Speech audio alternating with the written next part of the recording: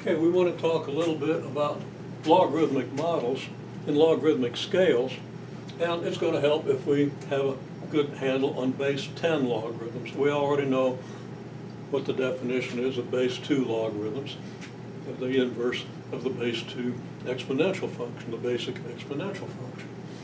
So I'm going to make a little more extensive table than usual because these logarithmic models generally are used to span a large range of numbers, a large, extensive domain. Okay, so let's just start with definition. A log base 10 function, should be no surprise to you, is the inverse of the 10 to the x function, just as the log base 2 function is inverse to the 2 to the x function. So we start getting a handle on log base 10 by first making a table of base 10 exponential function. Okay, so let's see, if x is negative 3, then 10 to the x, well, we'll write out the calculation over here. 10 to the negative 3 is 1 over 10 to the third, which is 1 over 1,000, which is 0.001. So this is 0.001. Okay, to count to 1 by 0.001, you got to count 0.001, 002, 003 up to 0.1. And then from 0.1 up to 0.2. It's going to take 10 more and so forth. It's going to take you a long time before you get up to 1. It's going to take 1,000 of these. Not because your calculator tells you so, but because that's the way the number behaves. Okay? And then 10 to the negative 2 is 1 over 10 to the second, which is 1 over 100, which is 0.01. 10 to the negative 1 is 1 over 10, which is 0.1. 10 to the 0, any number to the 0 power is 1. 10 to the first power is 10.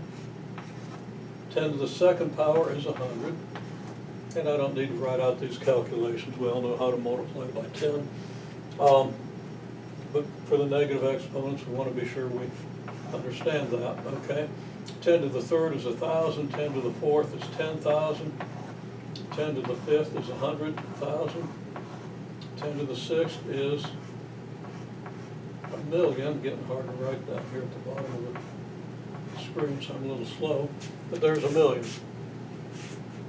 So just going from powers that we can easily understand, numbers we can easily understand, negative 3 up to 6, we see that the value of the 10 to the x function goes from 0.001 1/1000th all the way up to 1,000,000. Excuse me. And this makes the log function very good for understanding quantities that vary through from very small numbers to very large numbers. Quantities in which the largest is many, many, many, many times greater than the smallest. And we're going to see how that works. Okay, so anyhow, now to get the table for the log function, log base 10 function, all we have to do is reverse columns here. And we get 0.001, 0.01, 0.1, 1, 10, 100, 1,000, 10,000, 100,000, and 1,000,000. So there's our table for the base 10 log function. Now, if you try to make a graph of this, it's hopeless. You can't graph these numbers. This number is 1,000,000,000 times smaller than this one. So let's say you made the biggest number 1,000 kilometers. The smallest number would be 1 millimeter. Okay? And if you have a sense of a meter stick, and I hope you do, you understand that we're not going to be able to, if we have the number of million on our vertical axis, where is 0.001? You know, it's really small, okay? It's getting down to almost nanometer range. Actually, yeah, okay. It would be talking about the size of atoms, almost. Okay. So, and it's equally hopeless to graph the log base 10 function, at least for this range of numbers, for the same reason. Your x value, your smallest x value, is so tiny compared to your largest x value that you can't even sharpen a pencil point to make the dot, okay? Your pencil point dots would be around here. And we're going to get down here. Okay, so what good is this? Well,